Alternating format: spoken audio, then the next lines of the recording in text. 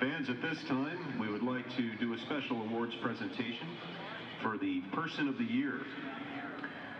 This gentleman was introduced to lacrosse while attending Chapel Hill High School in North Carolina. He continued playing club lacrosse while attending Texas A&M, playing midfield and being coached by Tony Scazzero. He continued playing club lacrosse in Houston for the Coors team and for Metro Lacrosse. He joined the THSLL Board of Directors in 2002 as the South District Coordinator for Division I and II. He served as the THSLL South Division I Coordinator from 2006 to 2019. He was the U.S. Lacrosse Texas Area Chair from 2010 to 2012. He then became the THSLL Commissioner from 2019 to 2021, during which the league restructured and adopted the current class structure and playoff system.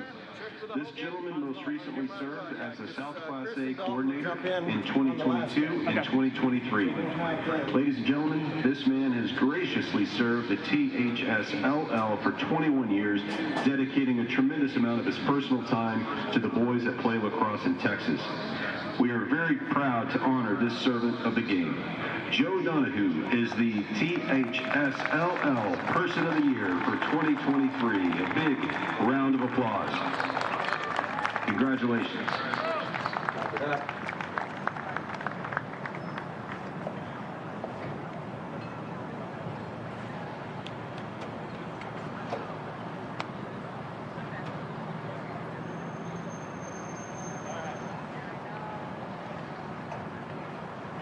Fans, at this time, we please ask that you rise as able, remove your hats, and turn your attention to the 50-yard line for the playing of our national anthem.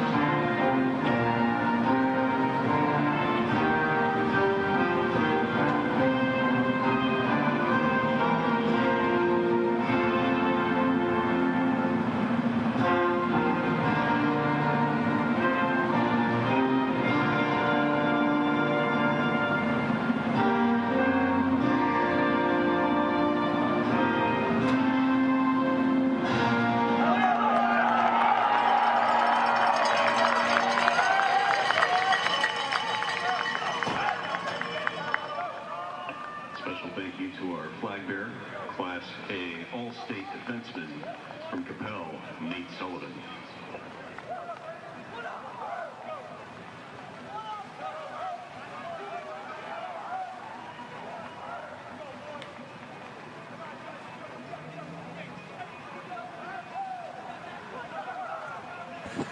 Good afternoon, everyone, and welcome to Buddy Echols Field for the THSLL Class A state title, brought to you by Game On Sports.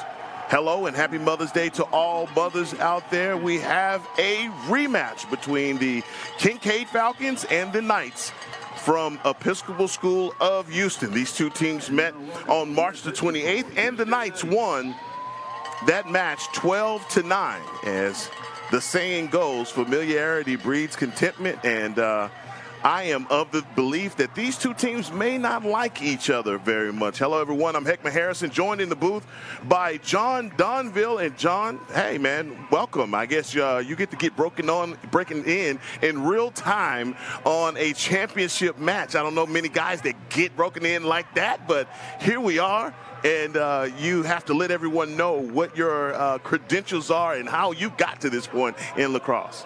Yes, I'm currently playing currently playing for the Panther City Lacrosse Club in Fort Worth, Texas, of the National Lacrosse League, and really excited to be living in this area now. Played my collegiate lacrosse at Cornell University and then Maryland, as well as lucky enough to win a national championship at Maryland last year. And I've been around a lot of lacrosse. It's my first Texas high school lacrosse championship, so I'm fired up to be here. So here's the thing, man. You're a guy, you said, first of all, you said Cornell, state title. So that means high-level lacrosse. You've been a part of some great lacrosse. Here at THSLL, man, this is a lacrosse league that is absolutely amazing and a lot of great lacrosse being played. And, man, welcome. And, man, good to have you on. And this way I don't have to just talk to myself for 2 hours. I got you to bounce this stuff off of. And so let's get started. It looks like right away the Knights take the face-off.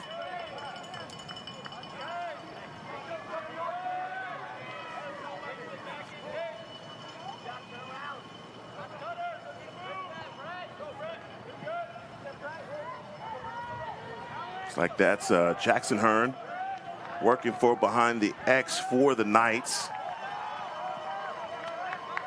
And tell me, John, when you have a wet field, man, how does that impact you or change the way that you play, as this field has gotten a little wet from the rain earlier today? Yeah, I think it's less about the field surface itself. I think cutting, especially on turf fields, is pretty much normal, maybe a little bit slippery. The big thing is really the lacrosse sticks. Pockets tend to get a little bit deeper. Sticks hook a little bit more, throw more towards the ground. That's something to manage. Now, I will say stick technology has gotten a lot better in recent years, less of an effect than it used to be. As you see right now, the Knights working their way down the alley. That's number 99. Drew Hafner.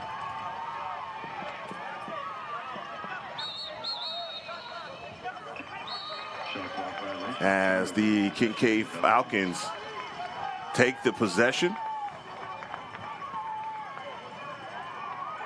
Boy, they work it down easily, and that's Peter Frandina with the score. Frandina yesterday with the lone score versus Lake Travis.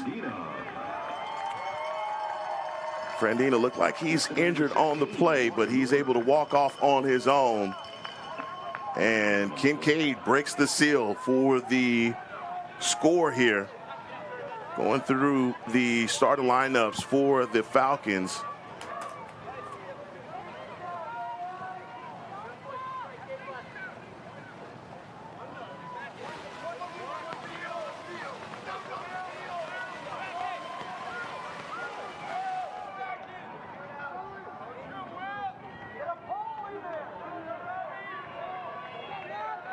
Along with that goal here, penalty after the play as well. So we're going to have a man-up situation after the face-off. So a man-up face-off here for Kinkaid. Look for them to get the ball and settle it in for a power play opportunity here. Augie Garcia, unnecessary roughness, 1 minute. Finally with the face-off. Brought to you by 214 Lacrosse.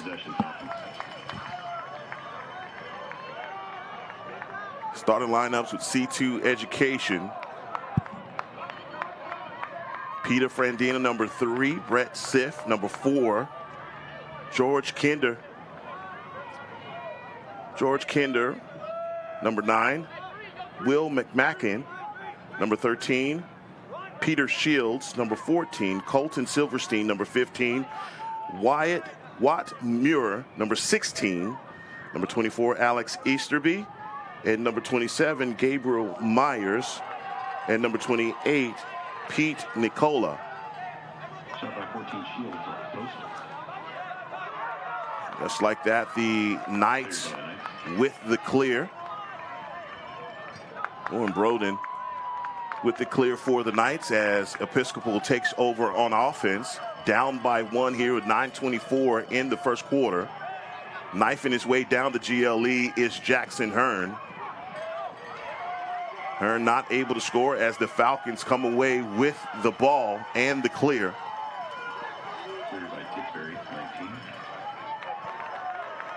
And so far, John, this is, you could tell that the nerves are taking over for both of these teams, even though the Falcons have scored first. You could just see it in the passing, not as crisp Yeah, absolutely. I think championship games in a lot of ways are about managing the emotions, and that's why I think that was a big save there for Episcopal, not getting down in a hole early for Kinkaid. Pretty good start, good stop at the beginning of the game to a goal, to a power play. So that was a big stop on the last possession by Episcopal to keep this thing kind of close right out the hop. As you stated, that the surface may not be that much may not be as impactful as it may be with the sticks and the pockets of the sticks. I love that breakdown. That's a shot that's going to bounce at the feet of Ryan Gatto.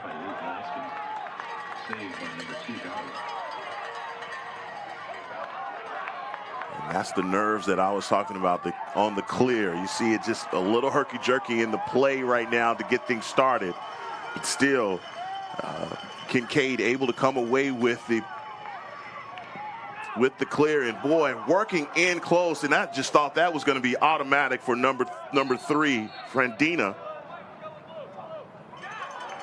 Yeah, to your point, we really saw rides and clears play a big role in the last game too, especially in that fourth quarter. The inability to clear. You really got to slow it down, take your time.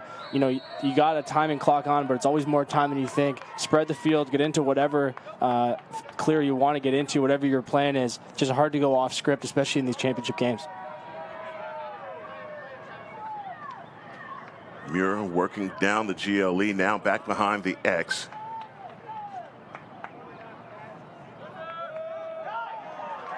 I said Kinkaid with a victory here yesterday over Lake Travis. Working inside, and boy, that was a point-blank range shot from Jack Schaefer. Not able to get the score.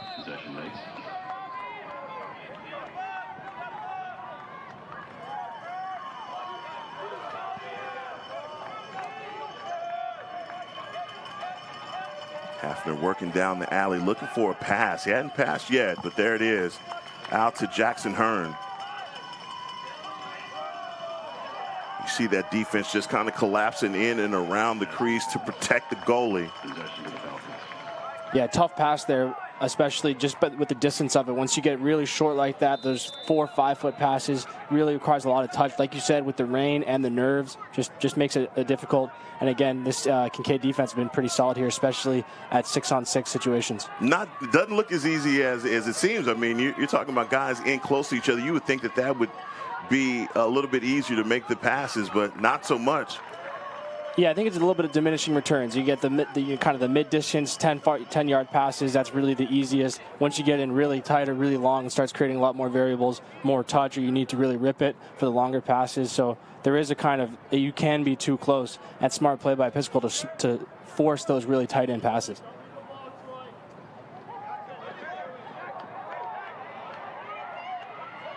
Jared Laskin, number 8, what a great pass inside, but not able to be handled by Peter Frandina. Frandina looked like he was in an awesome place to get that shot off. Good job of regaining the possession for the Knights as they get the reset on the shot clock.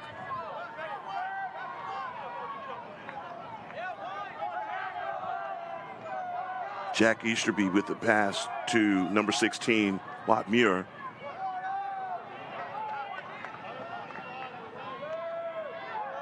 And that's a shot that ricocheted off of someone here. Getting back top side is Muir. And Ryan Gatto standing in the cage. Yeah, really been the story of this game so far. This could be a very different score if not for him in the cage. He's really keeping his team in it. Gatto in close, but boy, that's one that squeaks by. The laser shot.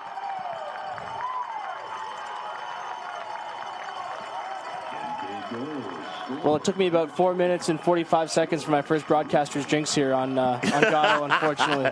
So apologies to him. No, man. But a nice shot. It's quite all right. And George Ruthven with the score for the Kinkaid Falcons.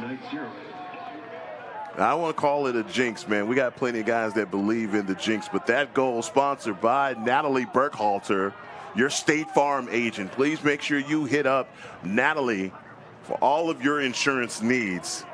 This face-off sponsored by 214 Lacrosse.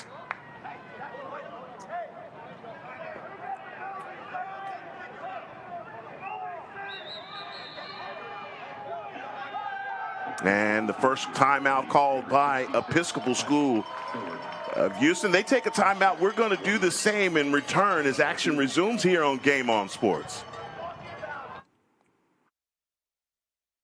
I love the idea that when you pull into the service garage, your name comes up on the screen. I will always drive a Sewell. Discover our wide variety of new and certified pre-owned vehicles at our Dallas and Fort Worth Sewell Infiniti locations. We've done both new and pre-owned. It's the same experience. It's everything's the same. They make it too easy to even think about going anywhere else.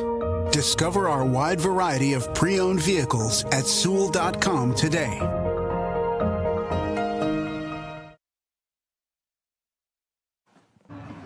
You good so far?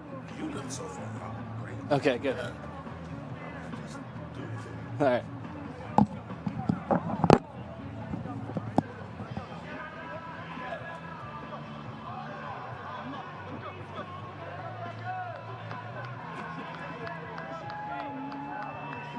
Both teams making their way back on the field. Heckma Harrison, John Donville. John, I tell you what, action-packed here for these first couple of minutes of this Class A state title. Yeah, if you're Kinkaid, you're pretty happy with how things have gone here, and I think that's why you saw the timeout from the other side, just trying to slow this game down. Let's just everyone take a deep breath here. If you're the Episcopal sideline, don't think they're out of this game by any means. Got to get a little bit longer, better possessions on offense, try to create some better chances. They had that one really good one in transition. It's going to be about generating some more opportunities at even strength. And then if you're Kinkaid, it's just more of the same. Keep playing that great defense and keep getting good looks on goal. Obviously, Gatto's been really solid so far, but just keep shooting. And I'm telling you, for the Falcons, they are going to pepper him with shots. Watching them yesterday versus Lake Travis in the game that they won 7-6, a close match. But Kinkaid very aggressive on offense. So I'm sure these are two teams that faced off before on March the 28th, and Episcopal won that matchup 12-9. So I think sometimes when you have the history of beating a team, maybe that plays into it. That I'm not saying that by any stretch that Episcopal has taken them for granted, but again, it just seems like right now with the momentum and the way that the Falcons are playing, they're clicking on all cylinders here early, even with the nerves. Yeah, absolutely. Hard to beat a team twice. That's kind of a popular refrain in sports.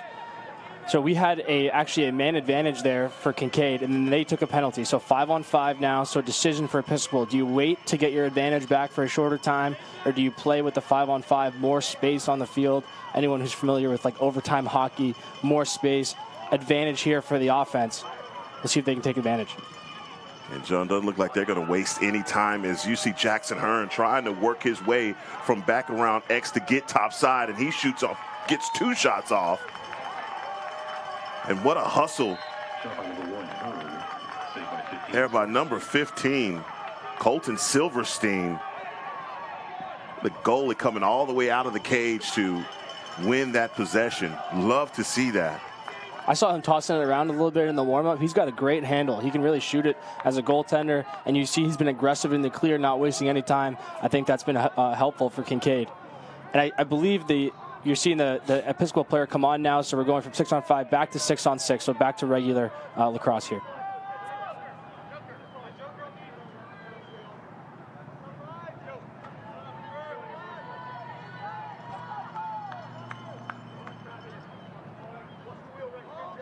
Robert Taylor working the middle of the field, getting a pass out.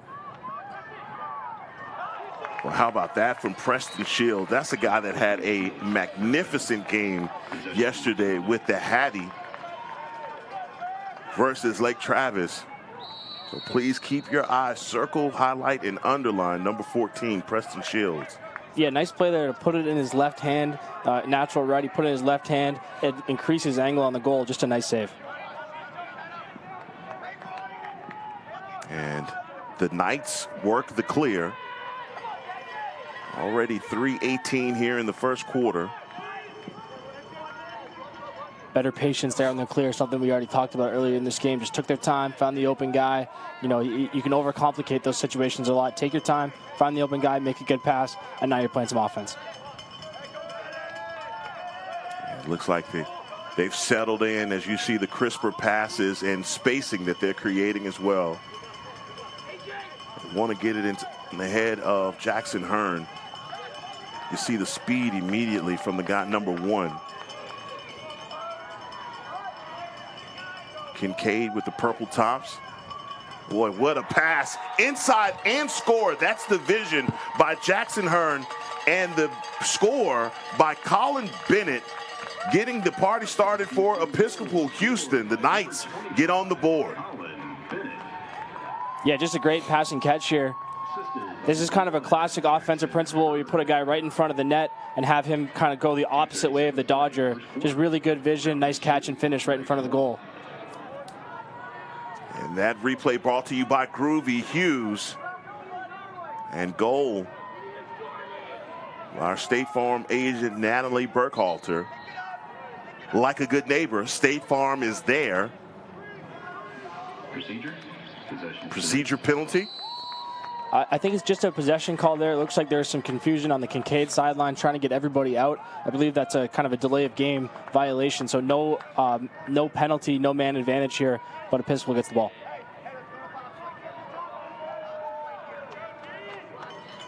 Thompson White bringing the ball inbounds.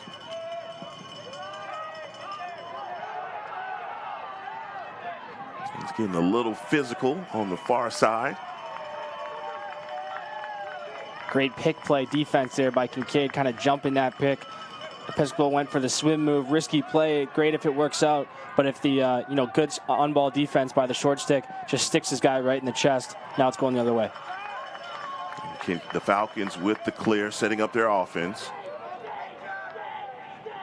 Not a lot of pressure presented on the rod there on the clear for the Knights.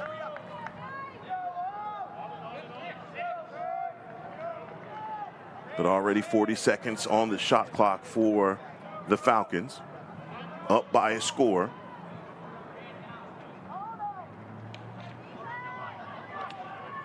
How about that for a shot that goes across the cage?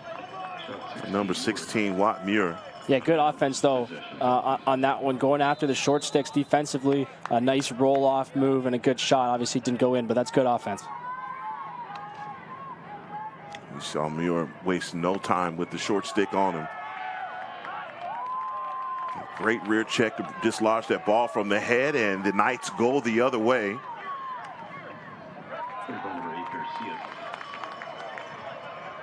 Travis Ray working the pass back inside for the Knights. Yeah, that was what we call big pick play there for Kinkaid, where both the defenders in the pick and roll are long sticks. One of the challenges with that, if you kind of stop and dance or make too many moves, both defenders can get to you pretty quickly. I think that's what happened there. A lot of length with the two long sticks in the pick play makes the check a little easier. Nice defense there. Yeah, great explanation on that, John. We saw this happen in real time and coming around. That's another shot attempt by Drew Hafner. Possession stays on this end with the Knights. Episcopal has an invert opportunity here if they want it, with the short stick defending a player behind the goal. We'll see if they go to it. I think as we saw before when Colin Bennett, you talked about him in the motion, him moving in front of the cage. I think that's what they capitalized on, those cutters in the lane. Wow, what a bouncer from about 15 yards out. And that's the end of the first quarter. And boy, that pace is fast and furious, as that is the end of the first quarter. And we're going to take a break for the end and be right back for the beginning of the second for the THSLL Class A state title.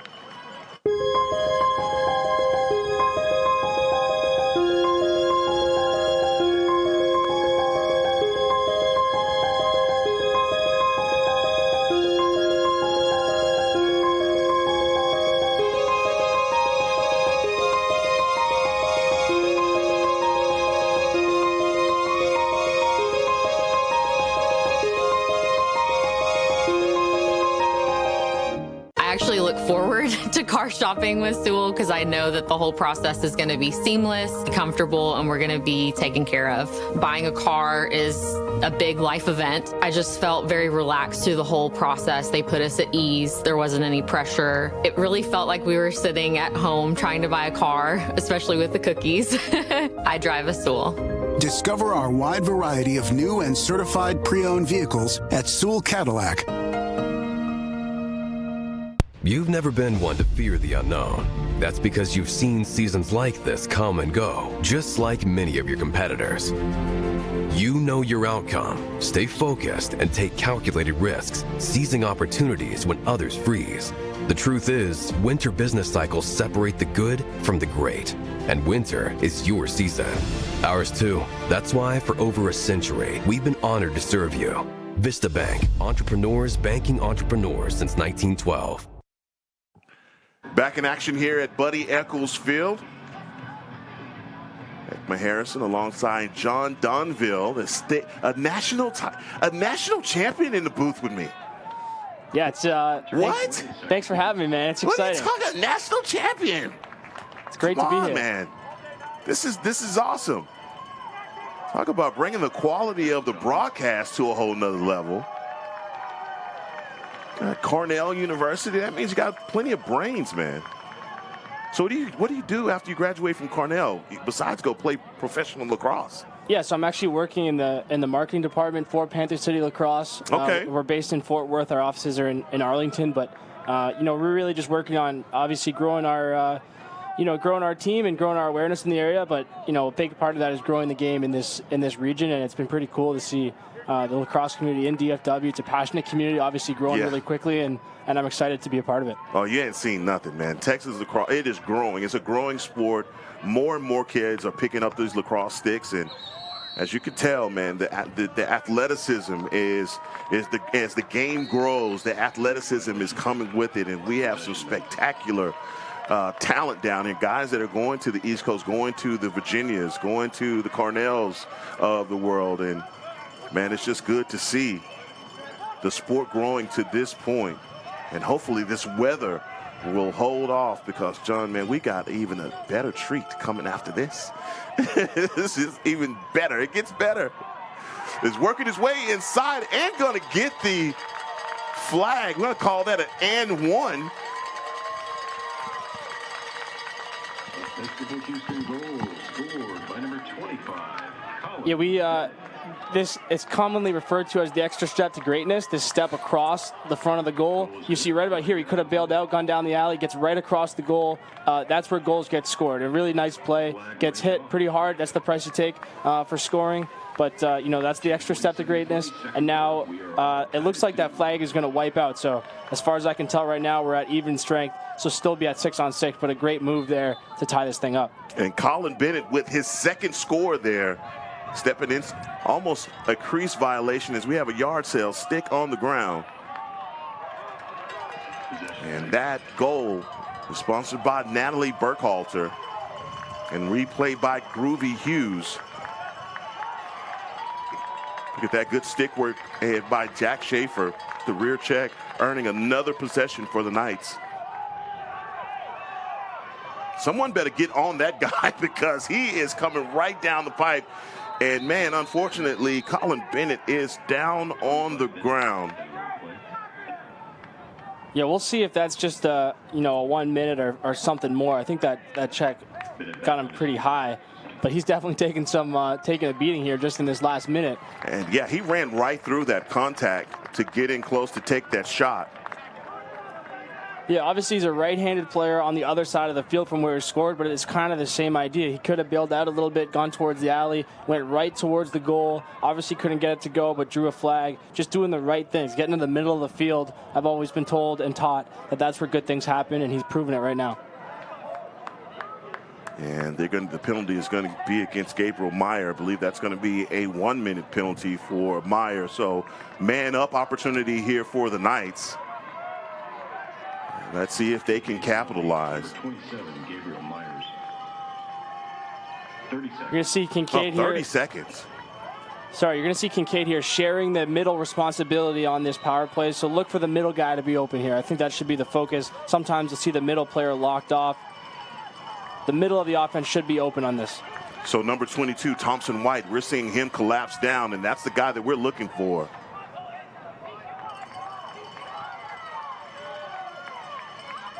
And the possession going back to the Falcons. Maybe missed opportunity there by the Knights. What a play there on the clear, by the way. That was a 30-foot pass on the run by the goaltender, pretty much on a rope into a tight window there. Yeah, Colton Silverstein, man, he is a stud. I've got a chance to watch him yesterday, and he had plenty of stand on his head up goals, saves, and man, this guy does not disappoint at all. I wish y'all, got an opportunity to see that first matchup between these two, that 9-12 that Episcopal won. And speaking of great save, that's another one for our guy number 2, Ryan Gatto.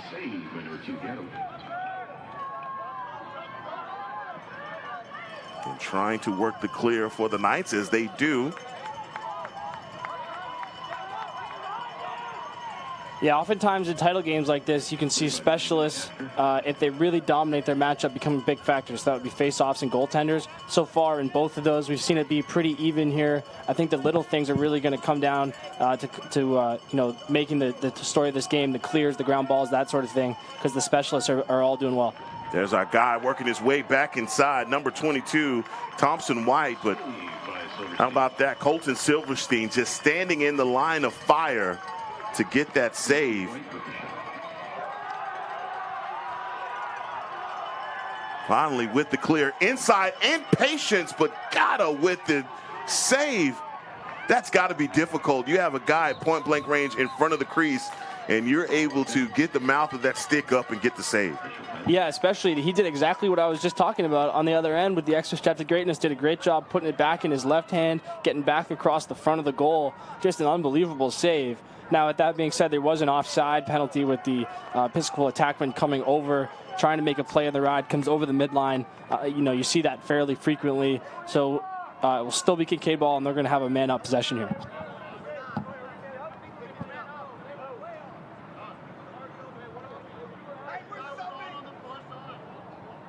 As the referees talk things through. The goaltending has really just been remarkable here. A couple, several one-on-one saves here to begin the game. 2-2 with, still 8 minutes left in the second quarter. Lots of time, but wow.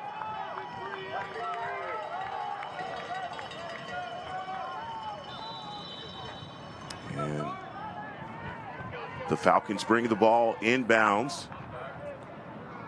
So it looks like a different philosophy here for Episcopal. So they're just going to lock the inside guy with a short stick, rotate the 4 long sticks around it. So probably more of a perimeter situation here for Kinkaid. And we see him coming all the way out on the perimeter, trying to work it back inside are the Falcons. Episcopal doing a great job of switching up their defenses. 45 seconds on the shot clock, 7:31 on the game clock. As we are tied up here in the first half. Yeah, really good job there just with ball pressure, taking away time and space to shot through the defense. Obviously, in a man-up situation, you can look for skip passes, things like that. A lot harder to do with people in your face. It's a great job defensively there. Now you got to finish this possession. You killed the penalty, still Kinkaid ball. Finish this possession. It's not a stop until you get the ball over half and go play offense.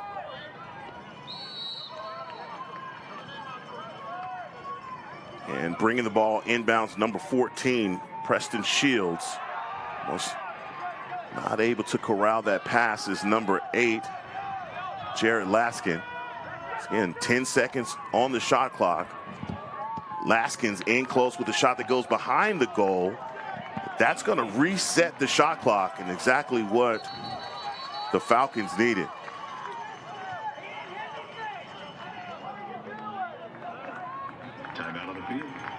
And we're going to get a timeout called on the field. They're going to take a timeout on the field. We'll do the same here in the booth and be right back as play resumes here on Game On Sports. I'll sit down, have a cup of cappuccino, a cookie, read a book. When the car is ready, they come get me. It's a great way to start a Saturday. Discover our wide variety of new and L-certified vehicles at our Dallas and Fort Worth Sewell Lexus locations. You've never been one to fear the unknown. That's because you've seen seasons like this come and go, just like many of your competitors. You know your outcome, stay focused, and take calculated risks, seizing opportunities when others freeze.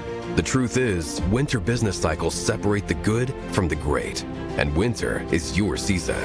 Ours too. That's why for over a century, we've been honored to serve you. Vista Bank, entrepreneurs banking entrepreneurs since 1912. Back in action here at Buddy Eccles Field. Ekma Harrison alongside John Donville, national champion, professional lacrosse player. Doesn't get any better than that. What else, man? Let's add something to your name, man. I think those are. Married yet? Nope, not yet. Okay. Yeah, still working on that part. Let's say husband. Man, perfect opportunity to tell your mom Happy Mother's Day. Happy Mother's Day, Mom. I don't think she's listening to this, Okay. but you never know. Man, you never know. what? I would be calling the phone. Mom, I'm on TV, Mom. Yeah. You got to make the call. As the Falcons bring the ball inbounds, number 14, Preston Shields. Reminder with the reset just before the timeout, fresh 80 here. Yes. So opportunity to hold the ball as long as they pretty much want here. Look for a set play out of a timeout. Obviously, you're usually going to draw something up different than what you'd normally do. Look for a set piece here. Peter Frandina with the pass out to Easterby. You're seeing them get the rotation. They're trying to look for that pass that you talked about earlier, John, in the middle of that crease. But that defense collapsing in around. And how about that for Gatto going into a full split for that kick save? Yeah, and lacrosse coaches are always telling you to change your levels when you're shooting. So what does that mean? It means the release point of the shot and where the shot ends up is different. That's exactly what he did there. High to low release. Just a really nice save.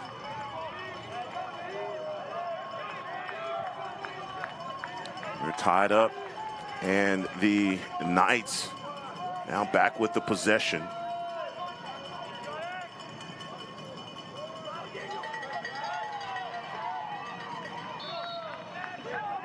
And a shot attempt by Drew Hafner.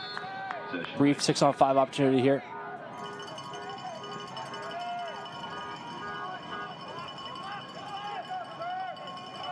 They worked it in right close, boy, and they did exactly that. Found the guy standing on the doorstep. Looked like a crease violation initially, but able to cash in. Yeah, this is really good pick play here. With the two long pulls on the picks again, instead of setting it, just slipped out behind it, created an advantage, caused the slide to come from the backside. But really good pick play, knowing that with two long sticks, they're probably going to look to be aggressive. Slips the pick out to the back, good ball movement, get a shot right on the doorstep. Against the hot goalie, that's what you got to do. Get the ball, facilitate the ball into the middle of the field for the best chances. And Jack Schaefer with the score for the Knights as they pull ahead by a goal. That goal sponsored by Natalie Burkhalter from State Farm. Like a good neighbor, State Farm is there. Just make sure you give Natalie Burkhalter a call for all of your insurance needs.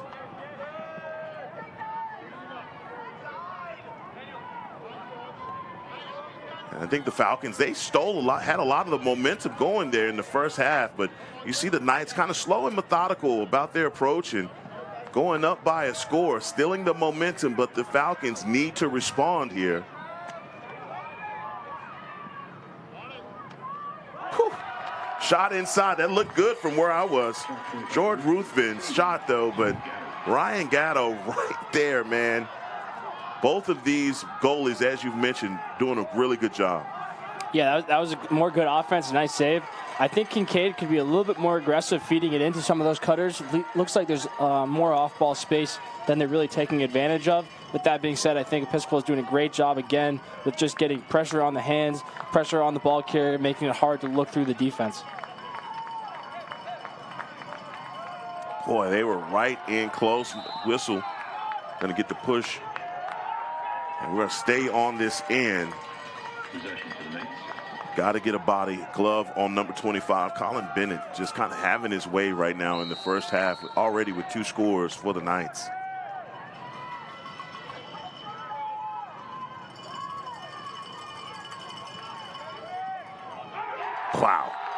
How about that? That happened so fast.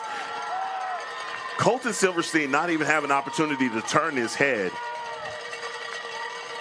Yeah, really nice cut there for the goal. More good pick play here. I think Episcopal's having good luck with the pick play behind the goal. If you're the on-ball defender there on the pass, you got to try to get out and pressure it a little bit more. When you let the ex-attackman just look through the defense and find coverage, it's going to be hard, especially on your short sticks above the goal. And that's a bouncer at an angle. Yeah, really, really nice low-angle shot there. If you're going to be low-angle, you got to get kind of tricky with it. Good way to do it is just put it to the far corner. Face-off brought to you by 214 Lacrosse. A bit of a scrum here at the 40-yard line, but possession taken by the Knights.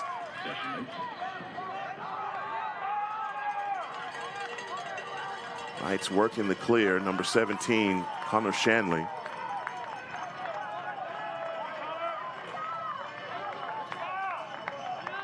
.324 as the Knights go ahead by 2 scores.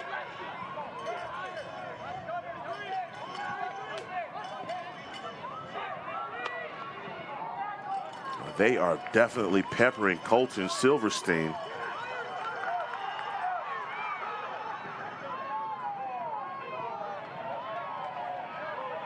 Silverstein coming all the way out of the cage. A lot of room for him in the middle of the field. He might just take off here. He thought about it. Yep. He thought about it. I don't know if that was a shot or a pass by Muir. He was trying to find Peter Frandina, who was working from behind X, standing on the side of the crease, but it goes over the top of his head, and that's going to be a turnover back to the Knights. Yeah, another nice play defensively there to force one of those short passes. Really, you know, especially in bad weather with the nerves, like I said before, really difficult. You see the speed from Jackson Hearn, number 1. But they're doing a good job of that rear check to dislodge the ball and maybe come away with the ground ball. That's number 24, Alex Easterby.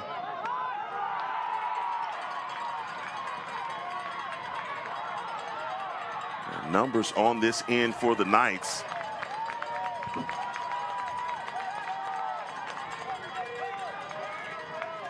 Coming back around, and that's a quick pass from number 25, Colin Bennett, back to Jack Schaefer for the score. And as they say, teamwork makes the dream work. Look at this pass here, John, by number 25. Yeah, even more impressive than the pass, I think, was loose ball or ground ball to get that play started. Really does it all there. A big play in the ride by Episcopal, turns the ball over at a big moment in the game. And their attackman, you know, who's more known for goal scoring, comes up with a big loose ball play, makes a nice feed into the middle. And again, you're seeing these goals are being scored right on the doorstep. And making that one look easy as the replay brought to you by Groovy Hughes. And the goal by Natalie Burkhalter. Sorry about that, partner. No, I was just going to say, this feels like a big possession in this game. 5-2, you know, a mini run here, but in a game where scoring's been tough, those mini runs become bigger. Going into the half here, if you get it back to 5-3 or maybe 5-4, you know, it's big, and probably more importantly, you just need to get some momentum going, get a good feeling going again before the half. As my broadcast partner Jim Dixon always says in lacrosse, no lead is safe. But right now, it just looks like Episcopal has stolen all of the momentum, and we might have had a pole goal. Sean, I would have said you're a good luck charm if that would have happened. Yeah, that was, you know, what a play there. Almost finished it off, too. Now, Episcopal likely hold for the last shot here, or at least they can if they want to. Takes away the opportunity for Kinkaid to go the other way. At minimum, you're going into the half 5-2. We'll see if they elect for that. But, John, from this different coaching angle, when you have everything clicking, I mean, right now, offensively, they can't lose. Why would you slow that down? I understand from a, you know, schematic, just the X's and O's, you think about, hey, not trying to open the door for these guys to steal any momentum, but you have all of it. Yeah, it's a good question. It's a risk, right? It's a risk reward. You know, you could really go for it here. If you're Episcopal, maybe get 1 or 2 more before the half and almost put this game away before the half. You know, obviously that's a little bit more risky. The more conventional strategy would be to hold it, but you see they're going right now. They go for it right now, and they score Thompson White with the score, working his way back inside. And, man, Episcopal Houston right now, they are on fire.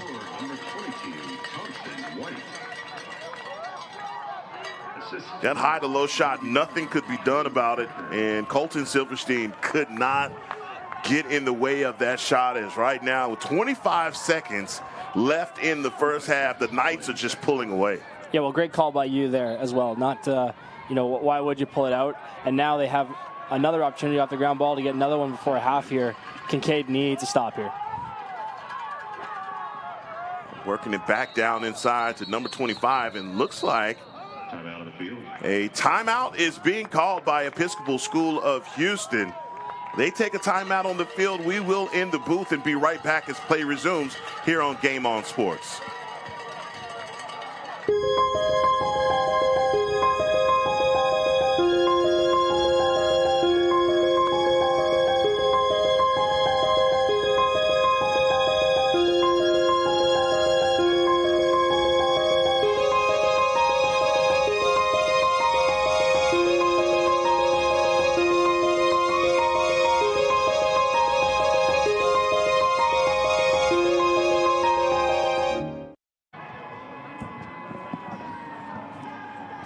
Seconds remaining here in the first half.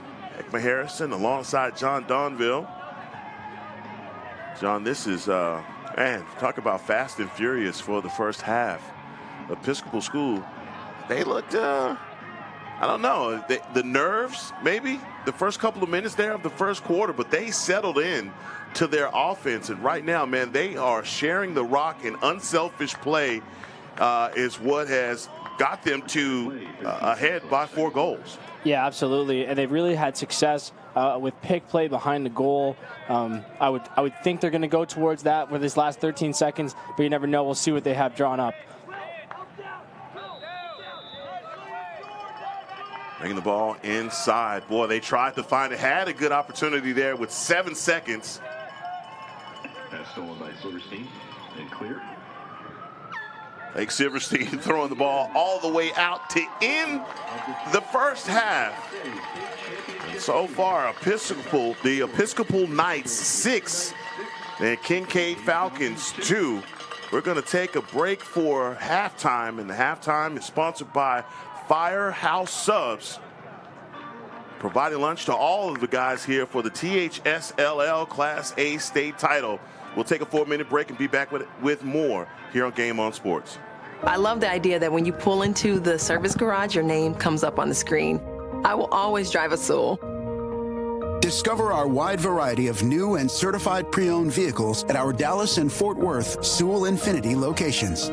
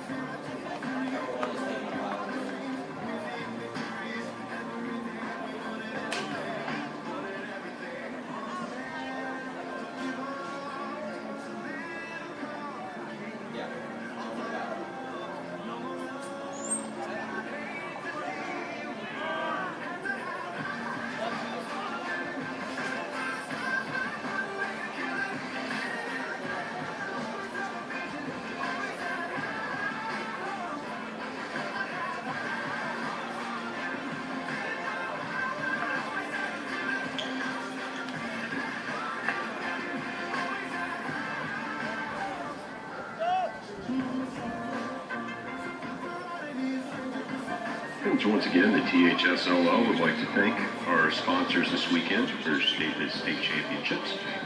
I'd like to thank Medco Sports Medicine for providing the tape and wrap for the tournament, to Gatorade for providing Gatorade to all the players and officials, and JC's Burger Bar for providing complimentary meals to the coaching staffs, and for setting up downstairs on the concourse.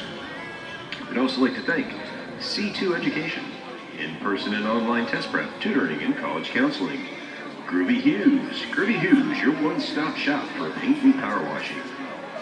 Iron Horse Lacrosse, serving the Texas lacrosse community in DFW, Austin, and Houston, grades K through 12 for 12 years. Tryouts for all teams will be held in August 2023. 214 Lacrosse. 214 Lacrosse is your Dallas area lacrosse club. State Farm, Natalie Burkhalter. State Farm agent. Like a good neighbor, State Farm is there. Firehouse Subs. Come visit us at our Capel location, just off of Denton Tap and Sandy Lake. And the Tutor Doctor. One-on-one, in-home, or online. Summer programs. Catch up and get ahead. SAT and ACT classes beginning in June. Once again, a big thank you to all our sponsors for their support.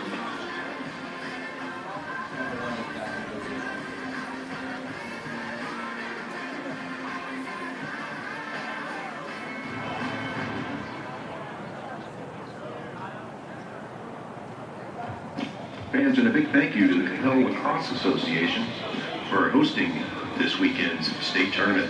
Thank you, Capel Lacrosse.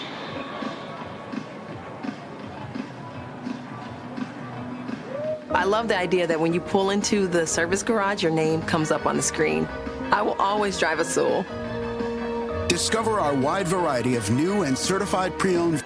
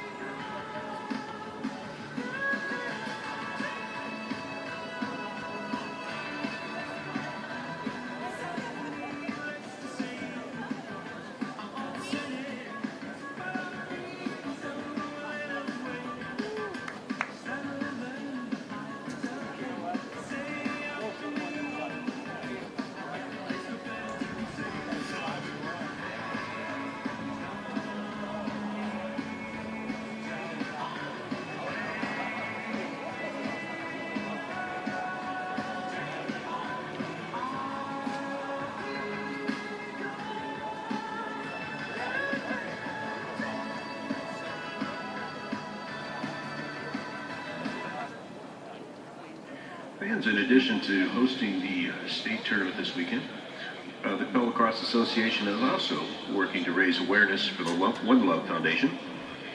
Founded in honor of University of Virginia student athlete Yardley Love, One Love is a national nonprofit that provides prevention education to young people about the importance of healthy relationships, empowering them to identify and avoid abuse. The Capel Lacrosse Association is spreading the message of One Love in honor of Caitlin Rogers, a 2019 captain on our girls lacrosse team that we tragically lost last year to relationship violence. Unhealthy relationships are a public health epidemic. Over 1 in 3 women, nearly 1 in 3 men, and 1 in 2 trans and non-binary people in the U.S. will experience some form of interrelationship violence during their lifetime. One Love helps people identify what unhealthy and potentially abusive relationships may look like and practice healthy relationship behaviors in their own life. One Love believes everyone deserves a healthy relationship, and we hope that you will join us in spreading their mission to your community. There is a table downstairs set up close to the ticket area where you can get more information on One Love, and you can also visit joinonelove.org. That's joinonelove.org to learn more about available resources, volunteer opportunities in your local community, and their student ambassador program. Join One Love movement and help us end relationship violence. Thank you.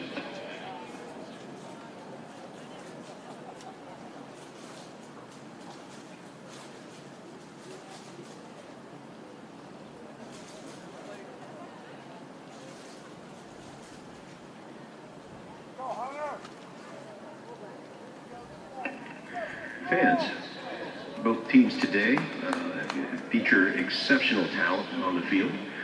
Some players were honored this season with all-district and all-state honors, and at this time we would like to announce and honor those recipients. First, for the Episcopal Houston men's, All District Attack, number 25, Colin Bennett. Honorable mention, OSM, number 6, Rhett Davenport. Honorable mention, Midfield, number 99, Drew Hafner. All-State Attack, number 1, Jackson Hearn. And honorable mention, Defense, number 17, Connor Shanley. Congratulations to the Knights for their honors. And now to honor the award winners for the Kinkaid Falcons. Honorable mention, Defense, number 24, Alex Easterby. All District Midfield, number 8, Jared Laskin. Honorable mention, Attack, number 16, Watt Moore. All District Attack, number 14, Preston Shields. All State Goalie, number 15, Colton Silverstein. Congratulations to the Kinkaid Falcons for their honors.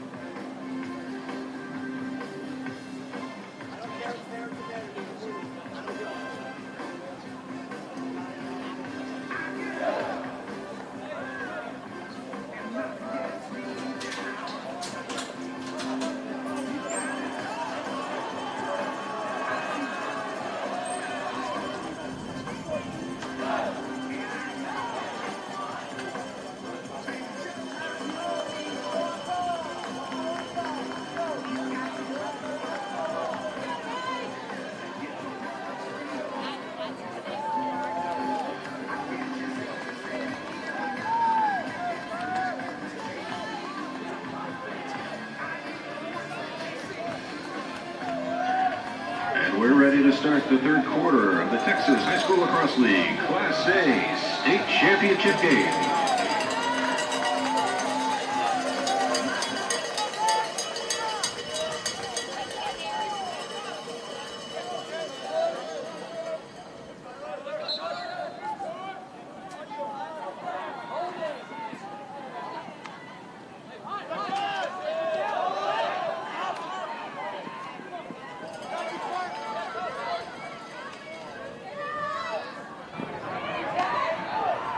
Back in action for the beginning of the third quarter for the THSLL Class A state title. Ekman Harrison alongside John Donville and the Maryland national champion. I got that right now. We're showing a lot of love to Cornell there, but thank you for getting that corrected. You beat your former team for a national title. Yeah, those are both my schools. Cornell was, I did 4 years there. It was the best 4 years of my life, and you know, won a lot of games there and had a great experience. So, you know, I was lucky enough to play for two great programs. Pass out of bounds. Possession of the Falcons. Firehouse sub halftime. Numbers here for Kinkaid if they want them. They're just not moving fast enough. They had the numbers, and it's not the urgency as they pull the ball out. And now the Knights, I've seen the Knights, they switch it up so much. They've gone to man zone, collapsing their defense in and around the crease. Yeah, I think it's often man defense. They're nice goal there. Oh, wow. Yeah, wasn't too sure if that went in or not. Hey, you're better than me, John, because I will scream for mom goals, and I've been teased about that. So yeah. I wait until the referee comes up and raises his arms to let me know that the goal was scored because he was on the other side of the field. But that's a great job there by number 8, Jared Laskin, with the score and exactly what the Falcons needed. And that Natalie Burkhalter State Farm goal.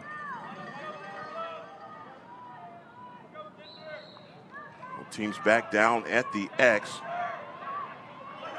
And the Falcons come away with him. Possession, Falcons. Will Mackin.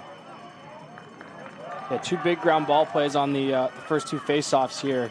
If Kinkaid can turn that battle around, play some more offense here, they're obviously in business. Credit, by the way, I wanted to say to the high school lacrosse league down here for implementing the shot clock. You don't see that in every high school across the country. I think it's a great brand of lacrosse that is promoted with the shot clock, and especially in title games like this, you're going to see these 2 teams have to keep playing. Episcopal can't just sit on the ball when they get up by a few. We're going to see some great lacrosse here.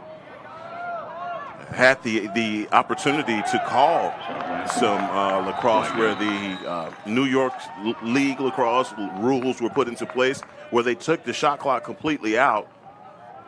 Bit of a difference. Yeah, so the shot clock in general is a newer development in the game. My freshman year, we had no shot clock in college, and I just finished last year. So my freshman year, we had no shot clock. I think my sophomore year, they had a shot clock that they could put on, a discretionary one. And then after that, we came in with a full 80 seconds. I was a little bit apprehensive at the start when I was playing. Now I think it's proven to be a huge success. And again, credit for implementing it at this level. We just see some great action on both sides, and teams have to keep playing offense, creates the opportunities for comebacks, things like that. Yeah, it's just basically speeding up the game, I'm sure. Another shot that goes across the mouth of the goal for Watt Muir. But possession stays on this end for the Falcons. And the Falcons, no need to rush, but they do need to get some scores up. Down by 3. Yeah, that was a nice set piece there by Kinkaid. Like I said earlier, Episcopal was locking off the middleman in the power play. So by switching the middle guy, you create some confusion, opportunity to make decisions, just weren't able to catch the shot. Now that penalty is now expired, so we're back to 6-on-6 here, 40 seconds left on the shot clock.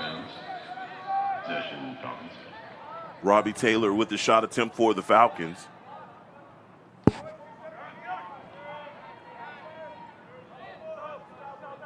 Jared Laskin working back from behind the X, trying to get back topside is Laskin. Thought he was going to go for a little BTB action there. Thought better of it, gets the pass out to reset.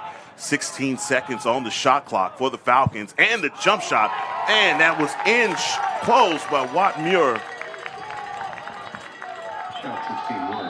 Really nice save there. That's exactly the shot you want to see from Muir. Goes to the jump shot, but cranks it high to low. Just a really great save with the foot there. Saved by 2 guys.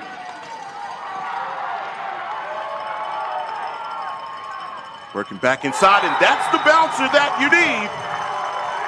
Jack Easterby dancing in the alley, and just like that, chewing away at that 3-goal lead, as the Falcons now only behind by 2.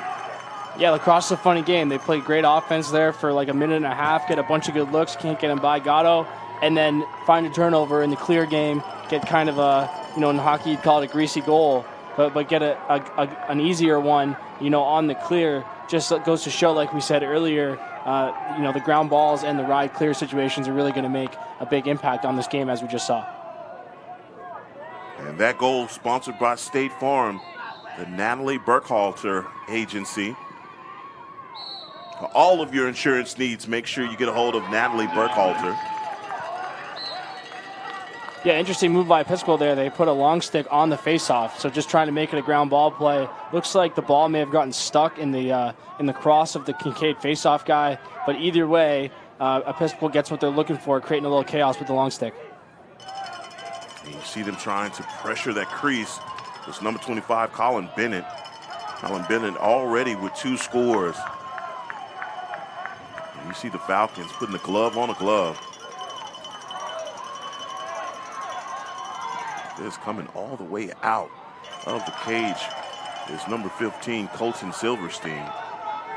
See if the Falcons can eat into this lead. Numbers again, right ahead. Got him. Right there on the side of the crease. You called it. Peter Frandina with the score. And don't look now, but the Falcons are making this interesting. The guys from Houston not holding back. Yeah, good odd man offense there, playing the fast break. I think they had a 4-on-3 or a 5-on-4, ended up getting a great look out of it. And just to, kind of talk about a theme we've discussed a few times here, with the goaltender for Kinkaid getting the ball up so quickly, I think Episcopal's having trouble subbing that fast. That's why you're seeing some of these odd man situations, and it just paid off for Kinkaid. And I think also, John, I think you mentioned about them having numbers. I'm used to teams when they have the numbers, they go quick, fast, and in a hurry to make sure they get the outlet passes to the open guy. You see for Kinkaid, they're not panicking. They're just staying in their offense, working it around. I don't want to call it methodical to make it seem like they're going at a snail's pace, but they just have some patience is the word that I'm looking for. Yeah, I think it also is it's not necessarily transition where it's just a fast break, but there's substitution errors going on by Episcopal, so they do have more time. It's not, they don't have guys chasing them right from behind. They got a little bit more time. They can space it really well. That's what they did last time. So they got good spacing, got a great shot out of it. Now the Knights needing to respond to back off the Falcons. Again, these two schools out of Houston playing on March the 28th. Oh, man, that's so pretty. Jackson Hearn standing right in front of the cage with the shot and score. And as I'm talking about them needing to hold these guys off, they do exactly that with the score by Hearn. Yeah, lacrosse is the best. What a finish there. Goes with the little scoop shot, a nice handle inside, pulls the ball away from the defender, goes with the underhand scoop shot, big goal, and obviously, impressive courage to throw that in a state championship game. Another State Farm Natalie Burkhalter goal here for the THSLL Class A state title. So another win there for Episcopal with the long stick player taking the face-off. Found the pass, boy, and you know what? I'm going to give that save to the pole because that's where the save came from, a little bit inside, and Jack Schaefer has the hat trick.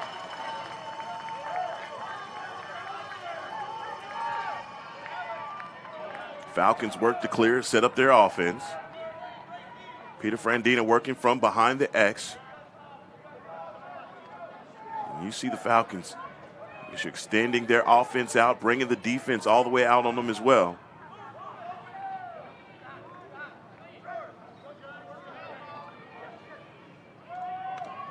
He's there. Boy, they were setting that up the whole way. John just not able to execute it. Yeah, great offense there. A little bit of confusion defensively as Episcopal tried to get their matchups right. Really good offense. That's just a great save. And how many times have we said that today? Just outstanding goaltender play. Yeah, Ryan Gatto's doing a wonderful job. Both of these guys. Colton Silverstein as well.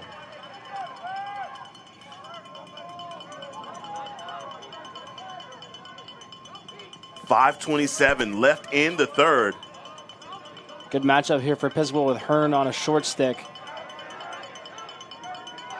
Advantage here for Episcopal. You can already see Kinkaid's got a guy lined up ready to slide. Should be open players. Slide coming immediately. Number 5, Andrew Buthoff, not able to take that pass, but Jackson Hearn was waving people off like Michael Jordan did when in the one-on-one situation. He's like, I don't need any help here. Jackson Hearn recognizing he had the shorty on him. And showing love with that stick and trying to get back topside was Hearn. And how about that for the hustle for Colton Silverstein, the goalie, diving to the end line to earn the possession. Yeah, I think you always got to dive. It just helps you, maybe it's psychological, maybe it's not, but it always helps you get closer and hustle plays get rewarded. Anytime you see that goalie sell out like that, it's going to go to that guy. Numbers here again for Kinkaid.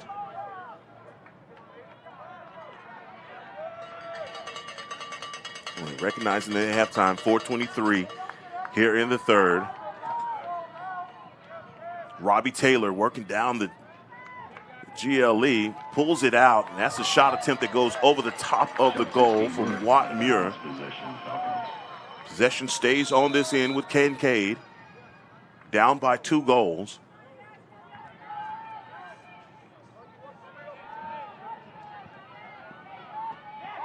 And they're trying to work this guy, Ryan Gatto, boy, but he is standing up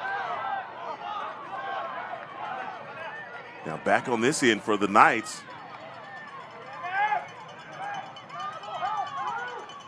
I think that was the goaltender's best friend, the post there, that made that save, but Episcopal will take it either way.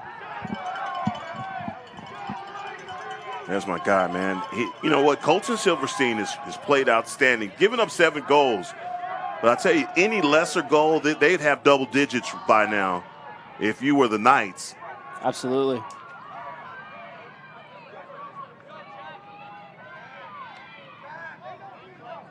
I want to call that an easy clear, but light pressure applied there by the Knights as the clear for the Falcons back on offense. Again, down by 2 scores. Working back inside, and gosh, man, this passes and the score, diving. Oh, they're going to get the crease violation and call that one off. Wow, either way, what a finish, though. Not going to count, but a nice finish to pick it up in traffic, go to that scoop shot like we saw on the other side of the field. Just a fortunate bounce for Kinkaid to be in the crease there.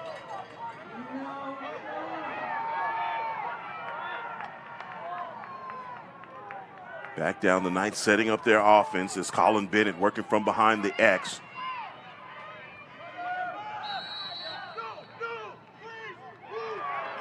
Crease violation. Oh, man, right in close. Our field Mike picking that up. Keeping their eyes on that crease, but boy, Colin Bennett with the shot as the whistle blows. Yeah, that's going to be a crease violation on the off-ball player there. I don't think Bennett was close. I think it was Hearn cutting through. As what a 60-yard pass there. The Hearn cutting through off the ball was the foul there, going the other way.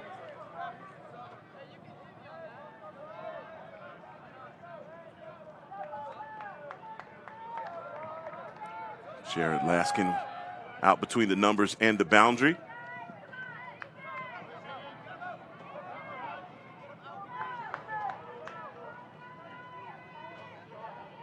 Yeah, the defense all the way out on Laskin. The Knights have no problem with extending their offense. Back in close with the BTB. Watt Muir not able to score, but possession stays with the Falcons. Will he go back to it again? Looks like we have a violation and a man-up opportunity here for the Falcons. Yeah, 2 good looks there for Kinkaid. More great saves as we've been, being a broken record here this afternoon. But a big opportunity here on the man-up for Kinkaid. Still lots of time in this game, but the longer you let it wait with 2 scores, the more kind of the pressure and gets turned up in this game. But eventually, as the opportunities increase for Kinkaid in the possession over here, they finally break the seal. You see the opportunities start to happen. Eventually, one squeaks through. No doubt, and I think that's the danger of having a hot goalie. Is it gets into your head a little bit. You stop shooting, you start looking for the perfect shot. If you can stay aggressive, keep shooting. Maybe try to do a little bit better job of mixing up your shots, especially getting some lower, shots lower, trying to get it out of the top part of the goal. But just keep getting good looks, keep shooting. That's all you can do, even if it's a hot goalie. Nothing you can really do to change that. And the Falcons bringing the ball inbounds, 1:35 left to play here in the third. The Kinkaid Falcons down by 2 scores.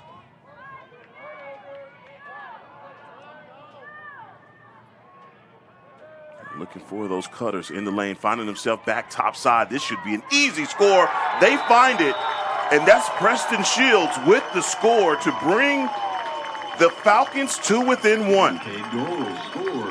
Yeah, really nice job here recognizing that the defender rotating into him was the short stick player. Really tough approach there, especially in the low corner. Tough place to play defense as a short stick. Makes a nice face dodge move, meaning he's pulling the stick across his face. And then again, like we've said a couple times, gets back towards the middle of the field, increases his angle. A nice pump fake high, and buries it low. And that is a State Farm Natalie Burkhalter goal. Like a good neighbor, State Farm is there. And the face-off by 214 Lacrosse.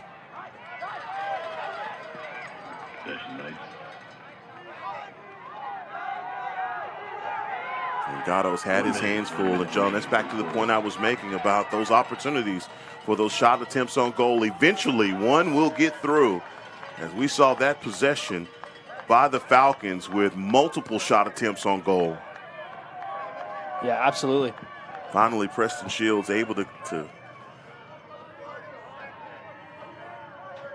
get the goal to go through.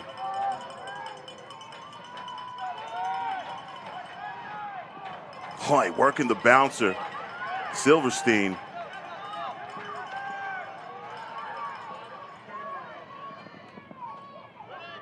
What a play. Yeah, I mean, he comes all the way out of the cage, and for me, that's like so risky, but when you have a guy that skilled that knows what he's doing, John, that is awesome.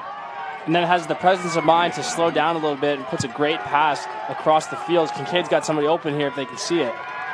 And you've mentioned several times, we've seen 60-yard passes from him on a dime, and that's the end of the third quarter as the Kinkaid Falcons have 6 and the Episcopal Knights have 7.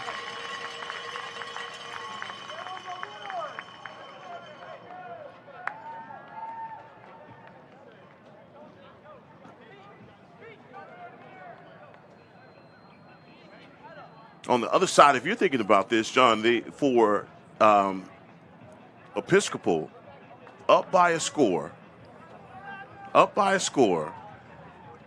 you've stolen pretty much a lot of the momentum there in the third quarter.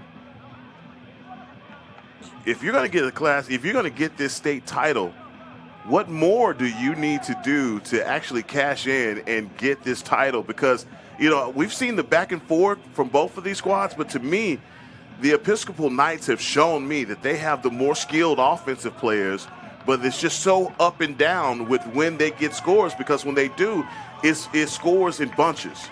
Yeah, I think the key for them is defensive transition. Nothing easy. They've been really good when they get it to 6-on-6, even strength. I think the face-offs are going to play a huge role in this fourth quarter. Episcopal's going with the long stick, taking the face-off. Kinkaid responded by putting 2 long sticks on the wings. So we're having three long sticks on these face-offs. So these face-offs, are going to be a war. And just going back to what I said about the shot clock, if you're Episcopal, especially offensively, you don't want to do anything silly, but 7's probably not going to get it done here. You probably need to score at least 1 or 2 more, keep playing offense. Again, the shot clock doesn't allow you to sit on the ball like you might have a few years ago, so you got to keep playing offense, nothing silly, get back, make Kinkaid earn everything. And if you're Kinkaid, you just say, nothing, no panic here, keep getting stops, and let's go play offense and take as many good shots at Gatto as we can. I'm going to take your word for it, because I think for sure that both of these teams are going to need to score at least get to 10. I'm going to say the first one to 10 wins, you're going to need to score a lot. We've seen so much of this offense pour on here in the second half as the faceoff taken by the Falcons here in the fourth, down by a goal.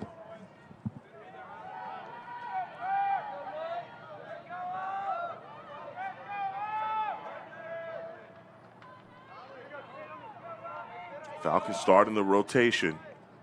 Again, as you see the Knights switching up their defensive looks, bringing all of their guys out on the perimeter. There's the vision. They find the look. Boy, and it looked like they had the shot they were looking for Jared Laskin. Boy, but Gatto just, man, the vision for that shot, and Laskin works his way back inside, and that was perfect for him, but even better save. Yeah, great hitch move by Laskin to get back towards the middle of the field, runs through another weak check, and then just a great save. I don't know what else you can say at this point. I think if you're Kinkaid, you got to start trying to get some of these shots lower, try to get him at his feet just to give him a look he hasn't seen yet, but, easier said than done. And especially with the way that the defense was spreading out there for the Knights. Again, that spacing may have opened an opportunity, but the Falcons not able to take advantage, as now Episcopal is peppering Colton Silverstein with shots. This is a danger zone for the Falcons as they need to create a turnover. As you see these guys collapsing in and around the crease, John. You know, I think if any of my former coaches were to hear me right now, they'd be rolling their eyes that I'm telling people to shoot high to low, because that is kind of an old, coaching adage, and it's easier said than done up here. But to the extent that you can try to mix up your shots and get them out of the top corners of the net, it's just challenging, especially when the goaltenders are seeing the ball so well. Jackson Hearn slipping behind the X, working his way back topside, and that's an errant pass for number 99, Drew Hafner, just not able to get the possession, going out of bounds. Possession now is going to go to Kinkaid. Yeah, I thought Hafner was in a good spot there, though. I don't mind that look. Obviously didn't connect on it, but he's at kind of 10, 12 yards right in the middle of the defense there in kind of the slot area. Not a bad look there.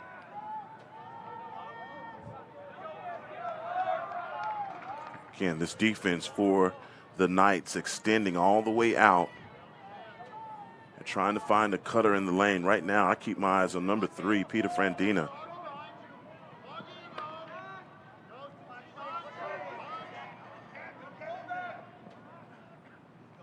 .40 seconds here on the shot clock. Boy, quality shot.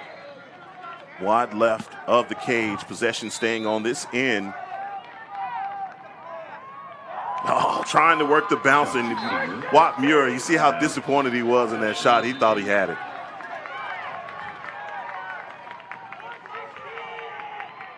How about that for the rear check? Almost takes his stick with him.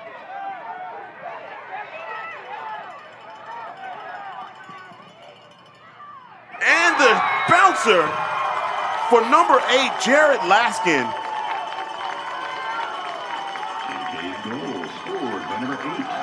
Boy, Ryan Gatto playing his heart out, but nothing could be done about that shot from Jared Laskin. Yeah, partner, you asked me at the beginning of the game, how does the rain impact it? That's one thing I didn't mention with the turf is sometimes you can get a little bit of a quicker skip on the bounce passes or on the bounce shots. Won't come out as high, will kind of stay low and skip and make, confuse goalies a little bit who are used to more of a true bounce. But again, that's kind of what I was saying too about just get them low. Low is better than high, I think, for the most part on these goaltenders, and a nice shot there. And we're tied, 8:45 left in the state championship game. If you're a player, this is all you can ask for. Absolutely, and that goal brought to you by the State Farm agency of Natalie Burkhalter. Like a good neighbor, State Farm is there, and they face off by 214 Lacrosse. Plenty of great lacrosse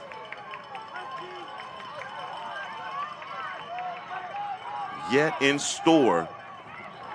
How about that for Silverstein's jumping in front of the goal? And I wish the people could see you just moving on every shot attempt. You can't be still. I thought it was something in your chair. It's just you jumping every shot. This is just really impressive goaltending, and I always tend to think as an offensive player myself, always tend to think through the offensive player's eyes. So, you do everything right, you get to a great spot on the field, and you just can't cash it. When you're playing, it is obviously frustrating, but so impressive to hear. Both goaltender doesn't want to lose this matchup here. And a timeout called on the field. And 8:03 on the clock in the fourth. Right now, we're all knotted up, man. This is, I said it before, first 1 to 10 wins feels like to me. You're going to need more than just three goals or 1 goal to pull ahead. Every time the Episcopal Knights have scored, you've seen the Kinkaid Falcons come back with an answer. So the up and downs for this game is front and center. But the question is, who wants to be a state champion? As the national champion is impressed by the high-level goal play. When I go back to what you said about that last goal, as we saw it come off of the head from Jared Laskin, that was a low shot that pretty much just skimmed the top of this turf and there was nothing that Ryan Gatto could do to stop him. If you're Kinkaid here, Episcopal's doing a great job, I think, with their defensemen. They're kind of getting off their players off ball a little bit and really eating up space. I think you got to try to make them pay for that. They're not guarding the off-ball guys super closely. They're looking to help and kind of create some chaos here. There's cutters open here for Kinkaid. If they can find them here, I think that'll be big. This might be a zone here from Episcopal. You see the guy sitting right in front of the goal. That's kind of a telltale sign of the zone. It might just be something they want to get into, especially out of a timeout, just to throw them off. We'll see.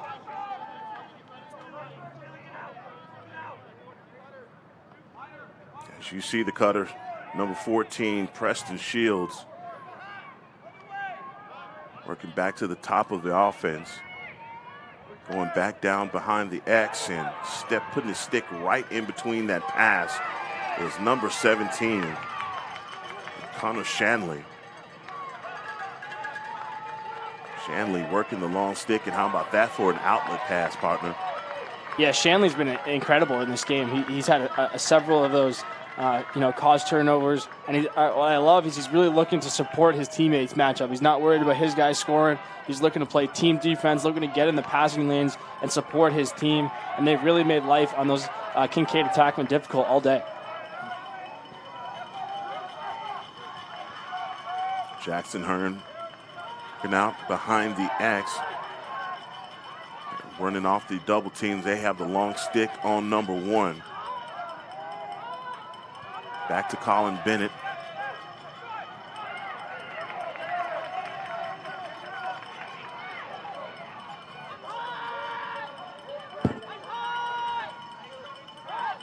Right now, the Knights setting up their offense. 20 seconds on the shot clock for Episcopal.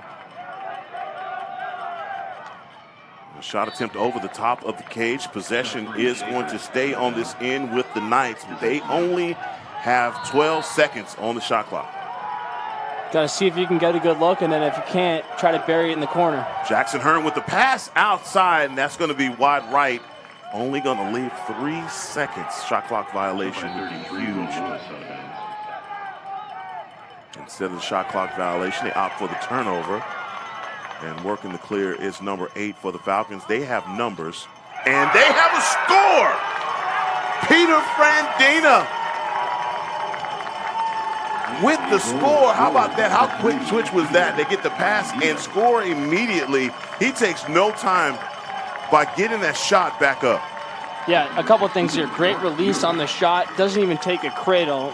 What I mean by that is doesn't take a second to reset the ball, just catches it, gets it right out immediately. We had a great angle of that from where we were sitting in the booth, went just over the elbow. And then again, one of the storylines of this game is the quick transition of Kinkaid, started by the goaltender, just getting it right up. Episcopal probably should have buried that ball in the corner. Instead, they opt to try to go for the goal, and it ends up going the other way. Trying to win the faceoff, and the Falcons do as they pulled ahead by a score. How about that for the check, boy? That's working it with that long stick on the far side. Wow, number 8, Garcia.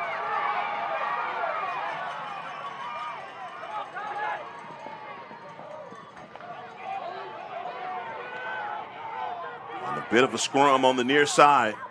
Who's going to come away with the ground ball? And the Falcons do. What a battle by Kinkaid. Talk about the ground ball war. I've seen in this game, it's been about 50-50 between these squads. It really just comes down to who wants it the most. Absolutely. That's a huge play in this game. 5 minutes left. You're looking at an opportunity to tie it versus an opportunity to go up 2 here. I've kind of stressed throughout the game, no time to panic, and obviously with the shot clock, you still have time to go, but obviously you're starting to get to winning time here. It's getting later. These goals are huge.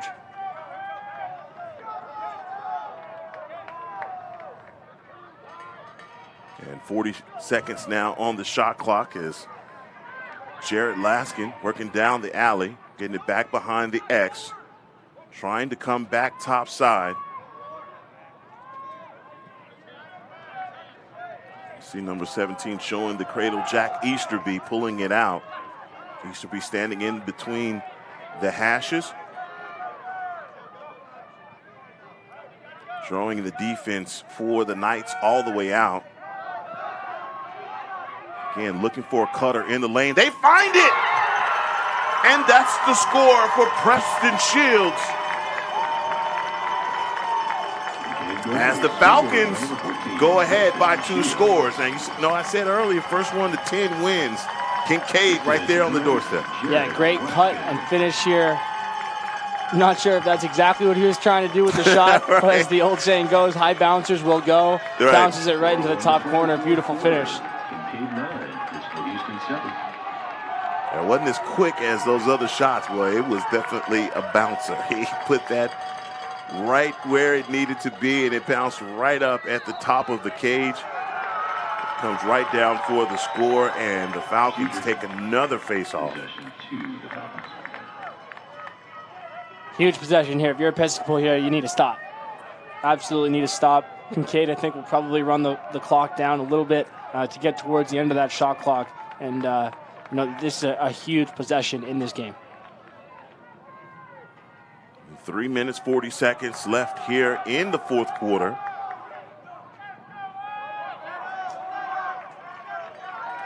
And, John, for certain periods of this game, it just looked like Kinkaid it really just accepted their fate because of the way that the Knights were playing. But, man, they have stuck to their game plan and stayed aggressive on offense, and it is starting to pay off for them. Yeah, absolutely. Looking to find some short sticks here to go after.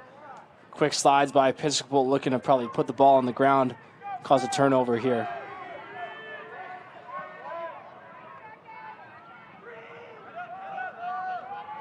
Coming back inside on the no penalty call. Looked like there was going to be a penalty, but no penalty called there.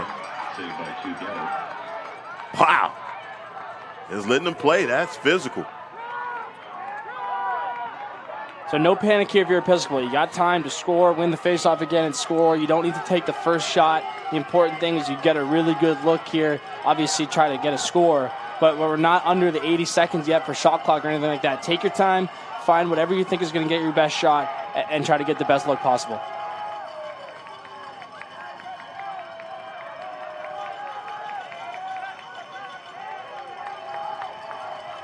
Yeah, you're right, John. No panic shown here by the Knights as they fire their first shot. Goes left of the cage. Possession stays on this end with the Knights.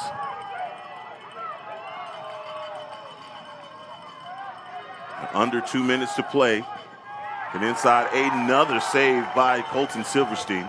Shot by 3, Schaefer, saved by 15. Oh, we're trying to walk the line is number 1, Jackson Hearn, and he goes out of bounds, and the possession goes to the Falcons. Such a difficult play there on the boundary, because if it goes out, you might be able to keep it, but those ones that are kind of trickling out, you're not sure if they're going to get all the way out. It's so difficult. I think Hearn made the right decision there. That he had to pick it up and try to make a play with it. You know, good job by the Kinkaid guys to get him out of bounds. It was just a really difficult play and a bad bounce there by for Episcopal, but obviously another great save. Robbie Taylor on the far side, being haggled by those long poles.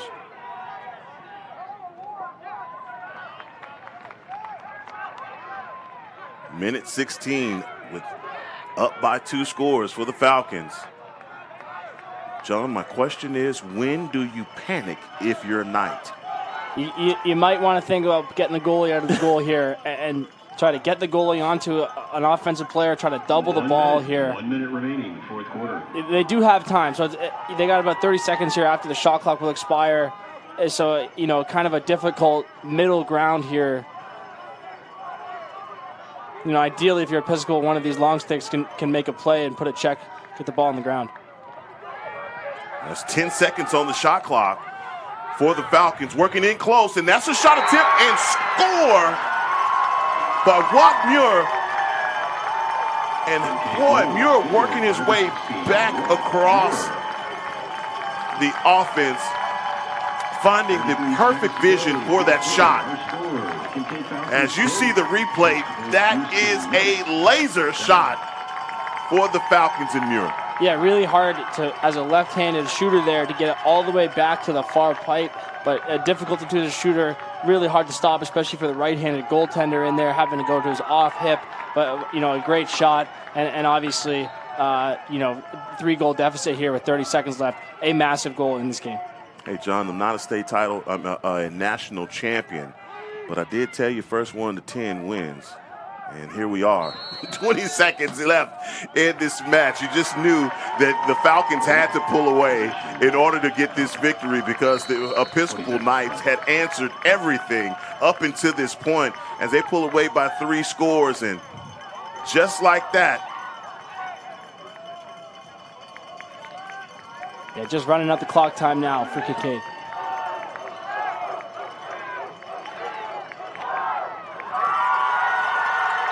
And how about that for the revenge for the Kinkaid Falcons, losing on March the 28th to the Knights, and they exact their revenge here at Buddy Echols Field in Capel.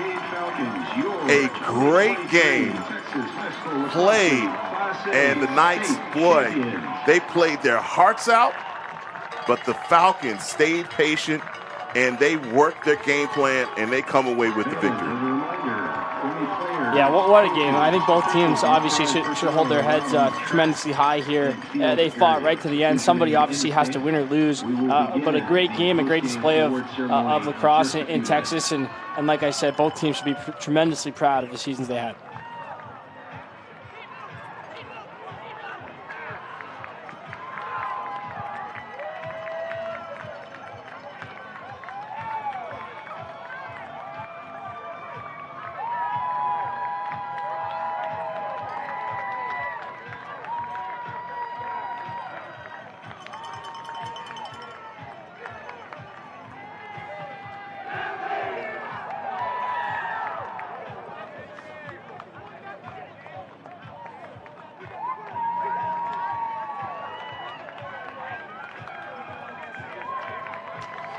So what I'm trying to figure out, John, is who is going to be your player of the game?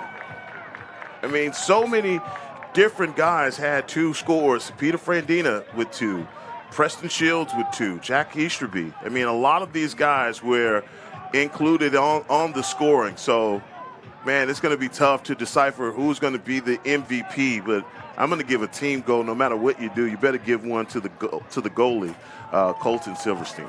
To me, it's Silverstein. I think just an incredible display in the goal, obviously with the saves, and then out of the goal as well. In their clear game, I thought he was spectacular. And then that last goal that kind of decided the game there, picks off the pass, makes the quick outlet play, which is really a story of the whole game, leads to a transition score for Kinkaid. I think he was the MVP for me. Not only Silverstein, but then on the other side for Ryan Gatto, you've already mentioned that it's hard to, there's going to be a runner-up trophy given out here, but both of these teams played so hard and are deserving of that title. Only one team is going to win, and that's going to be the Kinkaid Falcons. But on the other side, for Ryan Gatto, he played his heart out as well. Yeah, absolutely. Like I said, someone's got to win, right? That's the nature of sports, and neither goalie, win or lose, however that game shook out at the end, neither goalie was going to be to blame. 2 incredible performances, and both those kids should be extremely, extremely proud of themselves after that one. And right now what they're doing is we are getting the Class A state title trophy prepared as the 2 teams, all of the expensive equipment on the field right now. It's a parent's dream. It's just, throw that helmet, why don't you? Yeah, see how high you can get it. Yeah. Yeah. But really a great job by the Kinkaid Falcons. Can't say enough about them. Like I said, there were points in time in this game where it looked like they were dead in the water. They did not have any answers for what Episcopal was bringing. Colin Bennett at one point was just scoring at will. And defensively, the slide wasn't coming quick enough. They did not have an answer for Jackson Hearn nor Jack Schaefer. but somehow they managed to climb back in this game. And that's why I'm talking about Colton Silverstein, because Silverstein was not only outstanding on those saves, also outstanding on getting the transition started. Several times you mentioned him and his ability to make those 60, 40-yard passes to get the clip. Yeah, absolutely. He was huge.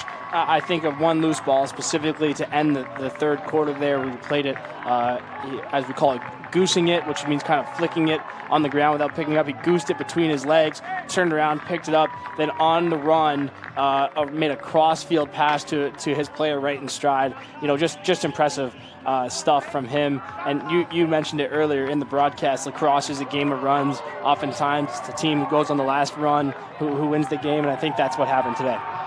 And, like in basketball, when you get an opportunity as a coach, you see a team taking some momentum, you call a timeout, you hope to slow that down.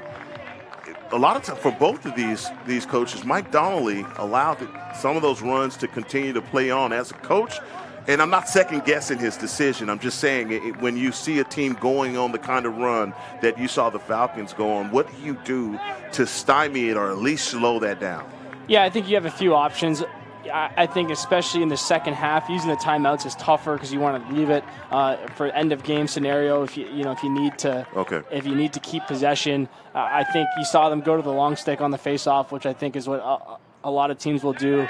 You can try to pressure out a little bit more defensively, but I thought their defense was outstanding all day. So it's tough to really make a lot of adjustments on that end. And then on the offensive side of the field, it's really tough to make adjustments late in games. You don't really want to, in my opinion, change too much what you're doing. It's a, kind of a guessing game or a balance of what is working for us and what has worked for us all year. And if we're going to go down, let's go down doing what we do best. And they ran into a good team and a hot goalie.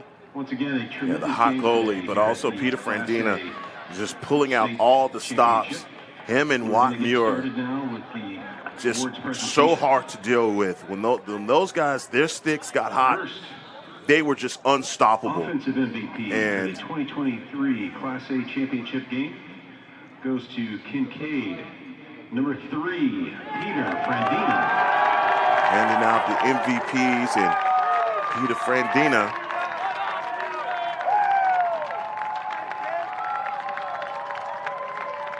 Yeah, great selection there. As you mentioned, could have gone to several people. Really a team effort by Kinkaid. They should be tremendously proud of themselves. The 2023 Class A state championship game goes to Kinkaid, number 15, goalie Colton Silverstein. Yeah, that's a guy you got to give him an MVP as well. Colton Silverstein playing his heart out, standing on his head. And your 2023 Class A state championship MVP goes to, from Kinkaid, number 8 midfielder, Jared Laskin. Jared Laskin. I think they got this right. Jared Laskin just outstanding with his shot selection. Not only the shot selection from Laskin was impressive, but his vision and also facilitating the offense. We saw several times him working from behind X, finding guys in front of the mouth of the goal. He just, that vision, when you have a guy that operates like good point guard the way that he did, I think you saw that make the difference. And number 8, Jared Laskin, did a wonderful job. He's an MVP. Absolutely. Absolutely. Congrats to him. Congrats to the whole team. A great day for lacrosse in Texas. And, thanks for having me on, partner. This is a lot of fun. Man, it was absolutely incredible as the THSLL Class A state title is going back to Houston one way or another as the Kinkaid Falcons take the Class A state title. And looks like next year the title will be in Houston, Texas. And just like Houston, as the rain has held off for us here today, we have more lacrosse in store. I want to thank everyone who's been a part of this, but don't go anywhere as the headliner is coming your way here on Game on Sports. I want to thank you all for tuning in to this matchup. But again, we will be right back. God bless you all, and have a good day.